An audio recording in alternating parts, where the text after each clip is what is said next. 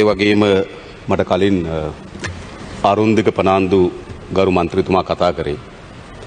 එතුමා ඉතාමත් පූර්ව නිගමනයක ඉන්නවා ඉදිරිපත් කරපු කරුණු අනුව මේ අප විසින් සැලසුම්කට දියත් කරන ලද ප්‍රහාරයක් කියලා. මා ඔබතුමාගෙන් ඊයේ ඇහුවා ඔබතුමා මට කියපු වෙලාවේදී එක නමක් හෝ මට කියන්න කියලා. ඔබතුමා ඒ වෙලාවේදී මට කිව්ව දේ තමයි එහෙම නම් කිසිවක් තමුන්නාන්සේ සතුව නැති බව. මම කතා කරාට පස්සේ බාධා කරන්න එපා. නෑ මගේ පොඩකින් මම එන්න කිව්වේ. ඔව්. අරුන්දික පෙනාන්දු මැතිතුමා. මම කාලය දෙන්නේ මම කාලය දෙන්නේ නැහැ. ගරු අනුර කුමාර දිසානායක මැතිතුමා මම ඊයේ කිව්වා ඔබතුමාට අපිට ගම් මට්ටමින් සම්බන්ධ වෙච්ච අය ඉන්නවයි කියලා. මම දැනුත් කියන්නේ ඒකයි. මම කියන්නේ මම ඔබතුමාගේ නම කිව්වේ නෑ. මම කිව්වේ ගම් මට්ටමින් සම්බන්ධ වෙච්ච තමුන්නාන්සලාගේ නායකයෝ ඉන්නවා. ඒ සම්බන්ධයෙන් මොකද මේක ඊටම නරක නරකට ගිහිල්ලා තියෙන. තමුන්නාන්සලාට හොඳ සමාජ පිළිගැනීමක් තියෙන වෙලාවක තමයි මේක සිද්ධ වෙන්නේ. ඒක නිසා ඊටමත් විනාශකාරී තරකට මේක ගිහිල්ලා තියෙන්නේ. ඒක නිසා තමයි මම කියන්නේ මේ සම්බන්ධයෙන් තමුන්නාන්සලා ගම් මට්ටමින් මේ දේවල් වලට සම්බන්ධ වෙච්ච අය සම්බන්ධයෙන් තමුන්නාන්සලා ක්‍රියාමාර්ගයක් ගන්න. එහෙම නැත්නම් ගරු කතානායකතුමනි ගරු නියෝජ්‍ය කතානායක මම හිතනවා ඊයේ දවස පුරාමටත් අද ඉදිරියේදීත් මුළුමනින්ම අපව ඉලක්ක කරගෙන මේ ප්‍රහාරය දියත් වෙන බව මා දන්නවා. ඒ නිසා ඔබතුමා මේ මුලසුනේ වාඩි වෙලා මට මගේ කාලේ නිසි පරිදි කතාව කරගන්නට අවස්ථාව ලබා දෙවි කියලා මම විශ්වාස කරනවා. ඔබතුමා ඊයේ පත්වීම අරගෙන කියපු කතාව ඇත්ත හෘද සාක්ෂි කතාවක් නෙවෙයි ඒක. එහෙම නැත්නම් වංක කතාවක් නම් ඔබතුමා මට බාධා කරන්න ඉඩ දෙවි. එසේ නැතුව ඔබතුමා අවංකව නම් ඊයේ කරලාද ප්‍රකාශය මට වගේ කතාව කරන්න අවස්ථාව ලබා දෙවි. හරි. ඉන්න අවස්ථාව. ගරු නියෝජ්‍ය කතානායකතුමනි අපි තා පැහැදිලිව දන්නවා 9 වෙනිදා අත් දෙකේලේ කාගේද අත් දෙකේලේ කවුද කියලාත් මං කියන්න තමයි ලෑස්තිලා ඇවිල්ලා තිබෙන ගරු නියෝජ්‍ය කතානායකතුමනි. ඒ නිසා අහගෙන ඉන්න සංගමයක් තියෙයි කියලා මම විශ්වාස කරනවා. හොඳේ. ඒ නිසා මා කියන්නේ ගරු නියෝජ්‍ය කතානායකතුමනි විශේෂයෙන්ම අපි දේශපාලන ව්‍යාපාරයක් හැටියට මේ රාජ්‍ය ත්‍රස්තවාදයෙන් ප්‍රචණ්ඩත්වයෙන් ඇතිතරම් බැටකාපු ව්‍යාපාරයක්. හරිද? 1988-89 පිළිබඳ දීර්ඝ විස්තරයක් මේ පාර්ලිමේන්තුවේදී කියනවා. අපි ඕන වෙලාවක දවස් 3-4ක් මේ පාර්ලිමේන්තුවේ ගැන විවාද කරමු අපි ලෑස්ති. අපි අපේ පැත්තෙන් සිදු අඩුපාඩුකම් බාර ගන්නත් පැකිලෙන්නේ නැති දේශපාලන ව්‍යාපාරයක්. ඒ වගේම 1989න් පසුව විශේෂයෙන්ම අපි 94 නැවත මේ ප්‍රජාතන්ත්‍රවාදී දේශපාලන ප්‍රවාහයට අවතීර්ණ වූාට පසුව අපි විශේෂයෙන්ම මේ ප්‍රජාතන්ත්‍රවාදය පිළිබඳව මේ ප්‍රජාතන්ත්‍රවාදී දේශපාලන ව්‍යුහය ශක්තිමත් කරමින් ඒ තුල රැඳෙමින් අපේ දේශපාලනය ඉදිරියට යා යුතුයි කියලා විශ්වාස කරන ව්‍යාපාරය. අපිට 1997 දී තමයි චම්මික සුදන්ත කියන සහෝදරයව කිරුළ පනදි එස්.බී. දිසානායක මැරෙ විසින් ඝාතනය කරන්නේ. අපි ගල් කැටයක් අතින් ගන්න ගරු නියෝජ්‍ය කතානායකතුමනි. ඊළඟ 1998 පළාත් සභා මැතිවරණයේදී මාතලේදී අපේ සිරිදේව සහෝදරයා ඝාතනය කරන මැතිවරණ ව්‍යාපාරයේදී අපි ගල් කැටයක් අතින් ගන්නේ නැහැ. ඊළඟට ගරු නියෝජ්‍ය කතානායකතුමනි 2002 වකවානුවේදී 2007 දී ගම්පහේදී මැතිවරණ ව්‍යාපාරයේදී විඩිතබල අපේ නන්දන බාලගේ සහෝදරයා ඝාතනය කරනවා අපි ගල් කැටයක් අතින් ගන්නේ නැහැ. ඒ වගේම 2008 දී 2010 දී අම්බලන්ගොඩදී නයනවාරු අපේ නාගරික මන්ත්‍රීවරයා ඝාතනය කරන සජින් වාස්ගේ මැර කණ්ඩායම විසින් අපි ගල් කැටයක් අතින් ගන්නේ නැහැ. 2012 දී කටුවනදී අපේ නලින්ද ජයතිස් සහෝදරයා කතා කරමින් හිටපු වේදිකාවකට ජීවලම්පිටිය අමරේ ඒ වෙලාව මාගාව ඡායාරූප තිබෙනවා නාම රාජපක්ෂගේ ආරක්ෂකයට කටයුතු කරපු ජීවලම්පිටිය අමරේ ඒ වේදිකාවට වෙඩි තිබනවා වෙඩිතබල දෙදෙනෙක් ඝාතනය කරනවා අපි ගල් කැටයක් අතින් අතගත්තේ නේ.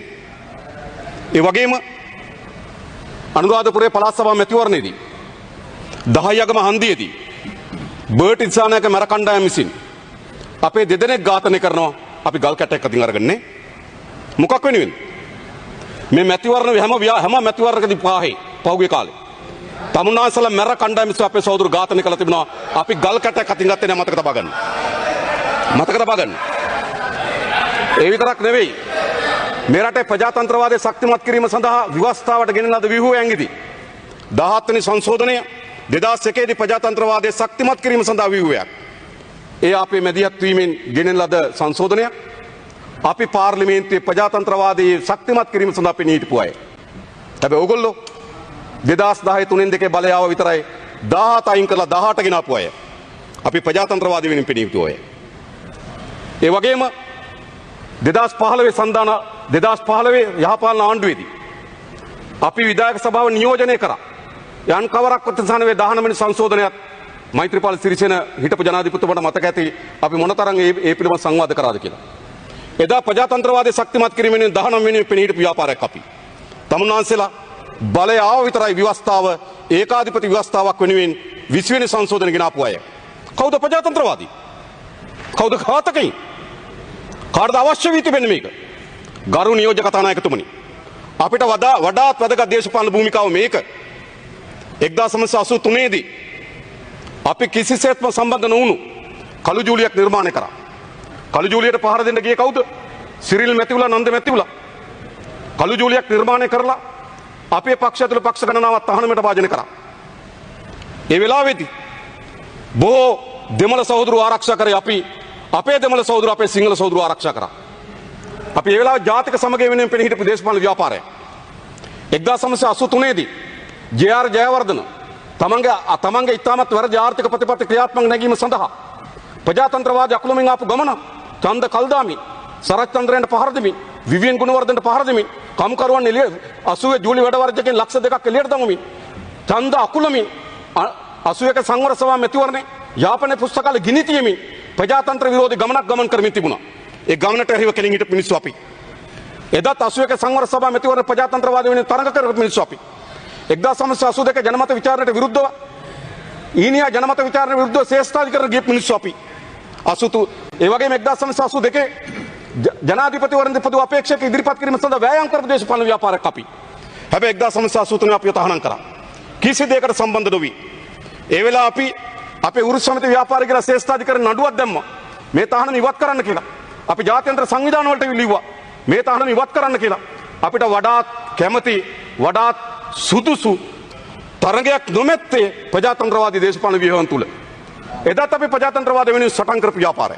හැබැයි 1983 අපි තහනම් කරා. මොකද්ද හේතුව? මොකද්ද හේතුව?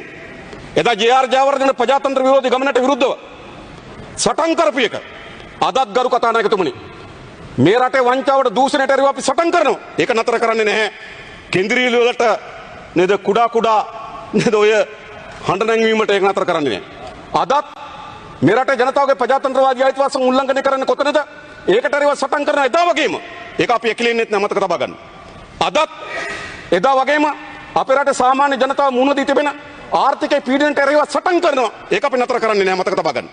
හැබැයි ඒ හැම සටනක්ම අපි 1994 සිට මේ දක්වා ගෙවිච්ච අවුරුදු කීයද? අවුරුදු 28ක කාල පරිච්ඡේදය ඇතුළත අපේ සහෝදරු ඝාතන වෙලා තිබෙනවා. ප්‍රජාතන්ත්‍රවාදී විශාල අහිමියෙන් අපිට ඇති වී තිබෙනවා. ඒත් අපි මේ ප්‍රජාතන්ත්‍රවාදී ව්‍යුහය ආරක්ෂා කරගන්නත් ඒ වෙනුවෙන් පෙනීට දේශපාලන ව්‍යාපාරය. මොකක්ද අද අපිට කියන්නේ? අද අපිට කියනවා මේ ප්‍රචණ්ඩත්වයේ මුද හැරිය. මාගාව තිබෙනවා විශේෂයෙන්ම අනුරාධපුර 11 දිනක් අත්අඩංගුවට අරන් තියෙනවා එක සමාජිකයෙක් අපේ නැහැ. කෑගල්ල 8 දිනක් අත්අඩංගුවට අරන් තිබෙනවා එක සමාජිකයෙක් අපේ නැහැ. දෙනියා 11 දිනක් අත්අඩංගුවට අරන් තිනවා එක සමාජිකයෙක් අපේ නැහැ. දෙවුන්දර 6 දිනක් අත්අඩංගුවට අරන් තිනවා එක සමාජිකයෙක් අපේ නැහැ. හරි දෙනියා 3 දිනක් මේ කම්බුරු පිටේ 3 දිනක් අත්අඩංගුවට අරන් තිනවා එක සමාජිකයෙක් අපේ නැහැ. හැබැයි ගරු නියෝජක කතානායක අපි දන්නවා. ගරු නියෝජක කතානායක අපි දන්නවා. 1988 අමාත්‍යවරුන්ගේ ගෙවල් වල වදකාගාර තියාගෙන ගියා. එක්සත් ජාතික පක්ෂ මන්ත්‍රීවරු එමෙතුරු ලැයිස්තු හැදුවා. ශ්‍රී ලංකා නිදහස් පක්ෂයේ සමහර සමාජිකයන් මෛත්‍රීපාල සිරිසේන මහත්මයා සාක්ෂි කරනවා ඇති.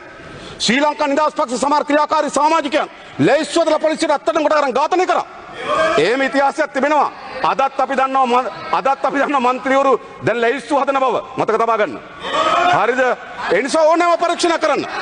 තමුන්නාන්සේලා අද පොලිස්පතිවරයා මොකද්ද කියන්නේ? පොලිස්පතිවරයා කියන පොලිස් ස්ථාන 184කින් ස්ථාන දෙකකට සුදුසු ස්ථානාධිපතිවරු පත් කරේ කියලා. 182ක්ම පත් කරලා තියෙන කවුද? දේශපාලන පත්වීම්. පළාතේ മന്ത്രിවරයා කියන OIC දෙන්න කියලා. පලාස මන්ත්‍රීවරයා කෙනෙක් තමන්ගේ පොලිසියට ඕන නිලධාරියා කවුද කියලා. තමුන්නාසලා පොලිසිය තමන්ගේ අතේ පාලනය කරපුවායිනේ. මේ පොලිසිය තිබේ තමුන්නාසලා අතනේ. වෙන කාගේද? පොලිසිය 184කින් 182කට දේශපාලන පත්වීම් තිබෙනවා කියලා පොලිස්පතිවරයා කියනවනම්. පොලිස්පතිවරයා කියන සුදුසුකම් සහිත පොලිස් නිලධාරීන් දෙන්නෙක් පත් කරේ කියලා. එදත් එහෙමයි. එදත් මේ විදිහට මොකද කරේ? മന്ത്രിවරු ඇමතිවරු තමන්ට අවශ්‍ය කරන පොලිස් නිලධාරීන් පළාත් නියෝජ්‍ය පොලිස්පතිවරු ගෙනල්ලා කැඳවලා මොකද්ද සිදු කරේ? එදත් මේ වගේ මොකද්ද සිදු කරේ? වැරදි විවිධ නම් දෙන්න පටන් ගත්තා. ඒ නිසා ස්වාධීන පරීක්ෂණ කරන්න ඕන පරීක්ෂණ මුහුණ දෙන්න අපි ලෑස්ති. ඇයි? මේක මුල ඉඳන් පටන් ගන්නවන ගරු නියෝජ්‍ය කතානායකතුමනි මොකද සිද්ධ වුනේ? සාමකාමී උද්ඝෝෂණයක් තිබුණා. කොතනකවත් ගැටුම් තිබුණේ නැහැ. හැබැයි ගරු නියෝජ්‍ය කතානායකතුමනි විශාල සමාජයේ පීඩනයක් තිබුණා. පුරවැසියන් 9 දෙනෙක් තෙල් පොලිම් වල මිය ගියා. ඒකට වේදනාවක් තිබෙනවා. ඒ වගේම පැය 7-8 පොලිම් වල සිද්ධ වෙන්න ඉන්න සිද්ධ වුණා. ඒගොල්ලන්ට වේදනාවක් තිබෙනවා. පොහොර නැතුව කුසකර්මාන්තේ මුළුමනින්ම විනාශ වුණා. ඒවට මිනිස්සුගේ වේදනාවක් තිබුණා. ඒ නිසා මිනිස්සුගේ කැකෑරෙන කෝපයක් තිබුණා ගරු නියෝජ්‍ය කතානායක තේරුම් ගන්න ඕන. අදත් තමුන්නාසලා ඒක තේරුම් ගන්නේ නැත්තම් තමුන්නාසලා තේරුම් ගන්නේ නැත්තම් මේකට විසඳුම හොයන්න බෑ. තමුන්නාසලා පෞගේ අවුරුදු දෙකමාර ඇතුළත මේ රට පාලනය කර උද්දච්ච තක්කඩි හිතුවක්කාරී නායකයෙක් මේ රට පාලනය කරා. කිසියෙකුට අහුම්කම් දෙන්නේ නැති රටේ නායකයෙක් මේ රට පාලනය කරා. ඒකේ ප්‍රතිවිපාක බවට පත් වුණේ මොකද්ද? ඒකේ ප්‍රතිවිපාක බවට පත් වුණේ ජනතාවගේ බුරා නැගෙන කෝපය වර්ධනය වුණා.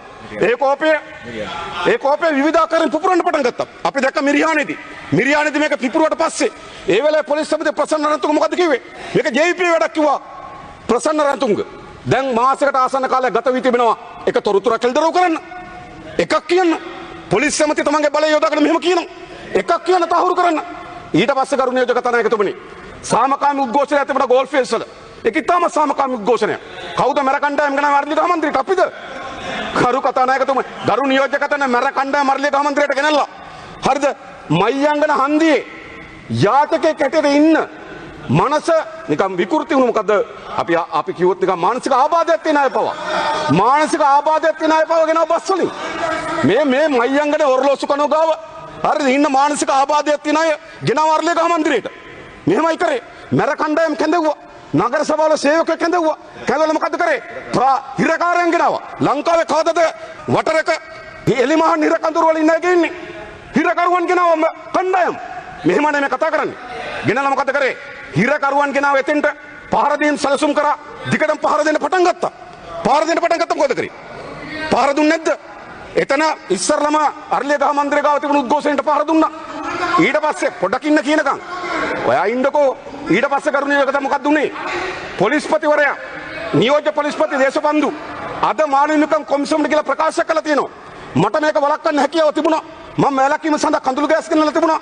මම වෝට ගෙනත් තිබුණා මේක වැලකීම සඳහා අවශ්‍ය වෙන පියවර මට ගත හැකි තිබුණා හැබැයි මට ඉහලා දෙන්න මේක කරන්න එපයි කිව්වා රහන් රත්නතුමා ගරු මන්ත්‍රීතුමනි මම ඊටාම වගකීමෙන් කියනවා වටරැක හිටපු සිරකරුවන් කිසි දෙනෙක් මම අරගලයට ගහන්න ගෙනල්ලා නැහැ කියන එක.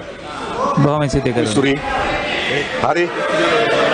ඒ කියන්නේ මම දන්නේ තාමත් මේ මම දන්නේ රත්වත්තේ තාමත් මේ හිරකරු ඇමති කියන්නේ මම දන්නේ හිරකරු ඇමතිද කියන්නේ මොකද හිරියට ගිහලා මොකක් හරි ප්‍රශ්නයකුත් තුනක් පුතුමාට කොහොම වුණත් මම කියන්නේ හරිද හිර ගෙදර බරන්න ගිහිල්ලා මම මේ කියන්නේ මං ගාලා ලේස්තු තිනවා වටරක හිරකරුවන් එළමහන් හිරකරුවන් ගෙනාවා මෙතෙන්ට හොස්පිටල් එකේ බෙහෙත් දීපලා ලේස්තු තිබෙනවා මොකද මේ නෑ කියන්නේ හරිද මම ගාව තියෙන ලේස්තු ඔබතුමාට එන්න එළියට පෙන්නන්න මම මේ කාලේ ගන්නෑ මේකට ඒ නිසා මොකද්ද කරේ සැලසුම් කරා පහරයක් ඒ පහර වැළැක්වීම සඳහා ජේෂ්ඨ නියෝජ්‍ය පොලිස්පති දේශබන්දු මානව හිමිකම් කොමිසම හැමේ දීපු සාක්ෂි කුමක්ද කියන්නේ එතුමා කියන මේක වැළැක්වීම සඳහා මම ක්‍රියාමාර්ග ගනිමින් තිබුණා වෝට ගෙනලා තිබුණා කඳුළු ගෑස් මේ එල්ල කිරීම සඳහා සූදානම් කරලා තිබුණා මට ඉහලින් දෙන්න නැතුව ගහන්න එපයි කිව්වා කවුද ඉහලින් දෙන්න ජේෂ්ඨ නියෝජ්‍ය පොලිස්පතිට වඩා උඩින් ඉන්නේ කවුද පොලිස්පති අනිත් එකන කවුද පොලිස් ලේකම් අනිත් එකන කවුද උඩින් ඉන්න ජනාධිපති ඒ වෙනකොට වෙන ඇමතිවරු නැහැනේ ජනාධිපතිවරු ඉල්ලාස් වෙලානේ අගමැතිවරු ඉල්ලාස් වෙනකොට කැබිනට් මණ්ඩලය ඉල්ලාස් වෙලා ඊට වඩා උඩින් ඉන්නේ තුන් දෙනයි මේ තුන් දෙනාගෙන් දෙන්නේ තමයි කියන්නේ වළක්වන්න එපා කියලා ඊට පස්සේ පහර එල්ල කරනවා මැර කණ්ඩායම් මතක තබා ගන්න අවසන්නේ മന്ത്രിවරු එතෙන්ට අවිලා අපි කවුරුත් එතන ඉඳලා නැහැ මැර කණ්ඩායම් අරගෙන තමුන්නාසලන් හිටියේ මැර කණ්ඩායම් අරගෙන අපි මිනිස්සුන්ට ගහන ඕන තැනකට යනවා මතක තබා ගන්න එහෙම මැර කණ්ඩායම් මොදල මතක තබා ගන්න එහෙම මැර කණ්ඩායම් මොදලවා කොතනාරි සාමකාමී උද්ඝෝෂකයන්ට පහර දෙනවනම් ගරු කතානායකතුමනි හොඳට මතක තියාගන්න කියන්න. එවැනි මැරකණ්ඩායම් යොදවලා සාමකාමී තරුණයන්ගේ උද්ඝෝෂණයට පහර දෙනවා නම් හෙට කොතනද පහර දෙන්නේ එතෙන්ටත් වෙනවා. මතක තබා ගන්න. එහෙම ලයිසන්ස් තණ්ඩියෝ ආණ්ඩු බලය අරගෙන ලයිසන්ස් තණ්ඩියෝ හරිද? කසුප්පු ගෙනල්ලා අරක්කු ගෙනල්ලා තුවක්කු ගෙනල්ලා පිහි ගෙනල්ලා ලයිසන්ස් තණ්ඩියෝ මන්ත්‍රීකම කියන ලයිසන්ස් තණ්ඩිකමක් නෙවෙයි. මේ රටේ පුරවැසියන්ට කොතනද පහර දෙන්නේ? අසාධාරණ ගරු කිරියල මැතිතුමා. මොකද කියන්නේ? මෙතුමාට කතා කරන්න ඉන්නේ. හරි බොහොම ස්තුතියි. මැර කණ්ඩායම් වලට එහෙම ජනතාවට යටත් වෙන්න දෙන්නේ නැහැ. මැර කණ්ඩායම් පහර දෙනකොටත් බලන් ඉන්නද? එහෙම බලන් ඉන්න සූදානම් නැහැ. රූපවාහිනී නාලිකාවල දියත් වෙන්න පටන් ගත්තා. තරුණියන්ට පහර දීපු ආකාරය, පොළු වරගෙන පහර දීපු ආකාරය, පොළු වර්ලේ ගහ මන්ත්‍රීන් බෙදපු ආකාරය, හරි කසිප්පුත අරක්කු තිබුණු ජීප් හම්බුණු ආකාරය. අන්නේ මැර කණ්ඩායම් වලට විරුද්ධව. ඒ මැර කණ්ඩායම් වලට විරුද්ධව අපි ගියා. ඒ නිසා මොකද්ද උනේ? එතන ඒ තුච්ච පහරක් මතක තබා ගන්න. මැතිතුමා තාම මිනිත්තු දෙකක කාලයක් තියෙනවා ඔබතුමාට. මුලසුනේ ඉඳගෙන දියත් කළද පහරයක්. ඒක කොහොමද නෑ කියන්නේ? අගමැති මහින්ද රාජපක්ෂ වෙනකොට මුලසුනේ ඉඳගෙන දියත් කළද පහරක් ඒක. සැලසුම් කරු ඒගොල්ලෝ. සැලසුම් කර ඒගොල්ලෝ. බඩු ගෙනාව ඒගොල්ලෝ. පහර දියත් කර ඒගොල්ලෝ. දියත් කර පහරයක්. ඒ පහරට මුළු රටම කම්පාවටපත් වුණා. තේරුම් ගන්න. රටම කම්පාවටපත් වුණා ඒ පහරට. කවුද බලන් ඉන්නේ? හිතක් පපුවක් තියෙන කෙනෙක් තරුණියකට වට වෙලා පොළු වලින් පහර දෙනකොට කවුද බලන් ඉන්නේ? කාටද උණු නොවෙන්නේ? උණු වෙන්නේ මැරයන්ට විතරයි මතක තබා ගන්න. උණු වෙන්නේ මැරයන්ට විතර. පස් කපලා ගස් කපලා වෙලි කපලා කොන්ත්‍රාත් අරගෙන බිල්ඩින් හදාගත්තු මිනිස්සු. හරිද? හෘද සාක්ෂියක් තියනවද? මේ මහ පොළොවේ පරිසර පද්ධති විනාශ කරන්න පුළුවන් මිනිස්සුන්ගේ හිතක් පපුවක් ගැන වේදනාවක් දැනෙනවද? එහෙම වේදනාවක් දැනෙන්නේ නැති මිනිස්සු. ඒ නිසා මේ රටේ සාමාන්‍ය පුරවැසියන් ඒකට විරුද්ධ උද්ඝෝෂණය කරා. ඉස්සරහට ආවා. ඒක ප්‍රචණ්ඩත්වයක් දැක්ක වර්ධනුණා. අපි කවුරුත් ප්‍රචණ්ඩත්වය අපේක්ෂා කරන්නේ නැහැ. ප්‍රචණ්ඩත්වය අනුමත කරන්නේ නැහැ. හරිද? නමුත් ඒක ප්‍රචණ්ඩත්වය දැක්ක වර්ධනය වීමේ ස්වභාවික ක්‍රියාදාමය අපිට තේරුම් ගන්න පුළුවන්. ඒක තේරුම් ගන්න බැරි නම් තාමත් වාඩි වෙලා ඉන්න වෙන තැනකින් මතක තබා ගන්න. හරිද? තාමත් තේරුම් ගන්න බැරි නම් ගරු නියෝජ්‍ය කතානායකතුමනි මෙවැනි තත්ත්වයක් නිර්මාණය වුණේ කොහොමද කියලා තාමත් තේරුම් ගන්න අසමත් වී තිබෙනවා නම් මේ සමාජය තමුන්නාස්සලා නිවන්න බෑ ඉස්සරහට. මේ නිවීට පුළුවන්කම තිබෙන්නේ ජනතාවගේ මේ බුරබුරා නැගෙන කෝපය මත උනේ කොහොමද? ප්‍රජාතන්ත්‍රවාදය පිළිබඳ සාධාරණයි. ප්‍රජාතන්ත්‍රවාදය පිළිබඳ ඉතාමත් සාධාරණ උද්ඝෝෂණයක් තිබෙන්නේ. ඒ දරුවන් මාසයක් හිටියා. ගල් කැටයක් අතට ගත්තේ නෑ. හරිද? අපි එතන විවිධ දේශපාලන ව්‍යාපාරවලට සම්බන්ධව හිටියා. අරුන්දක වෙනන්ද මැතිතුමා. ගරු අනුර කුමාර දිසානායක මැතිතුමා මේ දැන් පොලිස්පතිතුමාට කතා කරපුවාම 400 ගාණක් අත්අඩංගුවට අරගෙන ඉන්නවා. ඒකෙන් 150ක් ජනතා විමුක්ති පෙරමුණේ තමුන්නාන්සලගේ අය. තමුන්නාන්සලගේ මිනිස්සු. වාර්තාව දෙන්නකෝ. වාර්තාව දෙන්නකෝ. වාර්තාව දෙන්නකෝ. අපි බලමු සමාජිකයන්. මම කියන්නම්. ගම්පහ එක්කෙනෙක් අත්අඩංගුවට අරන් තියෙන එක්කෙනෙක් ගම්පහ ජවිපේ සමාජිකයෙක් නෙවෙයි.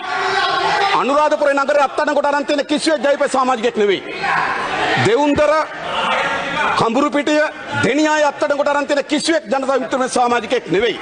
හරිද? මතක තබා ගන්න. හරිද? අපිට කියන්න ලැයිස්තුව දෙන්න. නම් ගන්න බලමු. කාලය අවසන් වෙලා. ජවිපේ සමාජිකයන් අතුරන්නේ අපි. අවසන් කරන්න ගරු. කවුද කියලා දන්නේ අපි. හරිද? ඒ නිසා මතක තබා ගන්න. මේ 1983 යලි කරකැවීමක් මේක අපිට තේරුම් ගන්න පුළුවන්. හරිද? මේක තේරුම් ගන්න බැරිද අපිට? මේක තමයි 1983 තමන් විසින්ම ප්‍රචණ්ඩත්වය නිර්මාණය කරලා තමන්ම ප්‍රචණ්ඩත්වය දියත් කරා. ගරු අනුර කුමාර දිසානායක මැතිතුමා මේ වගකීමෙන් කියන්නේ පොලිස්පතිතුමා කියනවා 150ක් තමුන්නාන්සලගේ ප්‍රබල සමාජිකයෝ කියලා ජනතා විමුක්ති පෙරමුණේ මේ 400න්. එහෙනම් ගරු නියෝජ්‍ය කතානායක පොලිස්පති සමාජිකත්වය දීලා ඉතින් ඔබතුමාට ඒ නිසා අවසන් වශයෙන් කියන්නේ අපිට මේ කෑ ගැහිලි මේ අඬබිරිලි වලට යටත් වෙනවනම් මේ ව්‍යාපාරය කරන්න මතක තබා ගන්න. හරිද? එකිනෙකාගේ අවලාද වලට එකිනෙකාගේ මඩ ගැහිලි වලට එකිනෙකාගේ යටි කුමන්ත්‍රණ වලට බියේ දේශපාලන කරන මිනිස්සු නෙවෙයි. මොකද 1988 මගෙත් ගේ ගිනි ගත්තා මම දන්නවා. මගෙත් ගේ ගිනි තිබ්බා. හරිද? ඒවත් අපි දන්නවා. ඒ නිසා මේ වේදනාව ඒ කෝපය අපිට තේරුම් ගන්න පුළුවන්. හරිද? ඒ නිසා අපේ සහෝදරු නැති වෙලා තිබෙනවා. ඒවත් අපි දන්නවා. ඒත් ගරු නියෝජ්‍ය කතානායකතුමනි මේ රටේ ප්‍රජාතන්ත්‍රවාදය වෙනුවෙන් ප්‍රජාතන්ත්‍රවාදය ශක්තිමත් කර ගැනීම හැම වෙලාවම පෙනී සිට දේශපාලන ව්‍යාපාරය ශක්තිමත් කරපු දේශපාලන ව්‍යාපාරය. ඒ නිසා එකිනෙකා මතක තබා ගන්න.